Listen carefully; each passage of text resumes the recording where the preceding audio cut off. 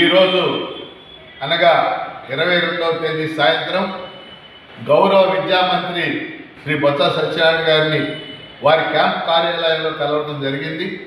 ఆయన డిఎస్సి గురించి అడిగితే ఈరోజు డిఎస్సి గురించి అధికారులతో సమావేశం నిర్వహిస్తున్నాం.